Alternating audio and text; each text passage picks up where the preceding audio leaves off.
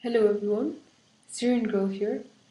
It is common knowledge that Libyan fighters who fought Gaddafi have been sent into Syria by NATO to fight the Syrian army, and this has been admitted in the mainstream media many months ago. However, there's been a recent influx into Aleppo of these fighters, and in fact, CNN themselves have admitted this in the last few days. You can tell that these fighters are Libyan because they're still wearing the desert fatigues provided for them by the US military. And you can also notice that they employ a similar logo to the one that they used in Libya, except it is now having the flag of the French mandate of Syria while it was under French occupation, which is supposed to be the new flag of Syria as chosen by George Soros. And one can't help but notice how Luciferian this logo appears to be.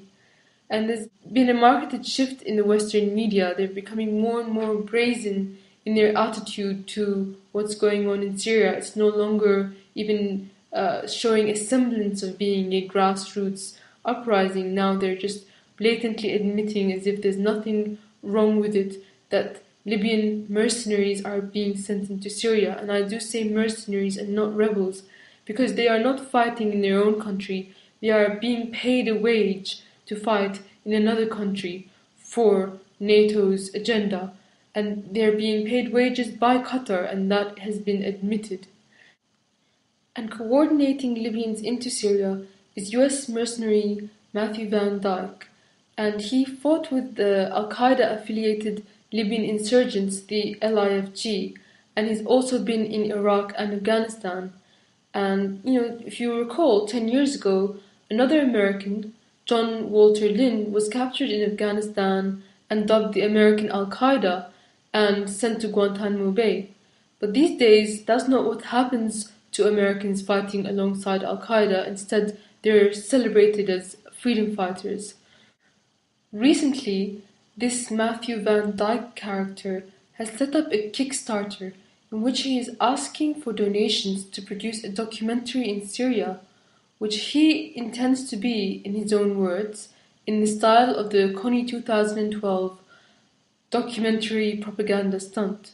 And if we recall, Kony2012 was about warmongering, money grabbing, and brainwashing. The doco aims to promote war in Syria just as Kony2012 aimed to promote war in Uganda.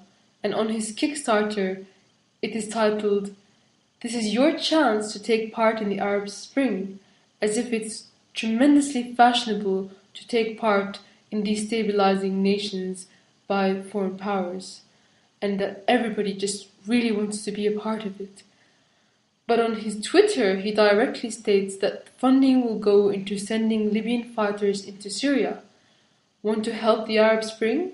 Donate to send 2 Libyan fighters to Syria.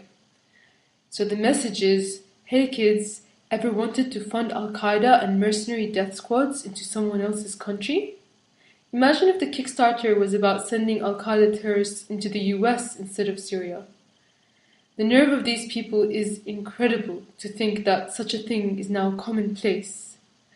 And there's no longer really a grassroots uprising in Syria. There's no trace of such a thing to exist, if it ever existed in the first place. It is blatantly an imperialist war against Syria, and it's an extremely dirty war at that. There's been no declaration of war, there is no regular army, it's just mercenaries and massacres. And this is what is being funded in Syria right now, by such Kickstarters, tribes being summarily executed by NATO stooges. I welcome you all to report this Kickstarter as funding violence and terrorism. Thank you.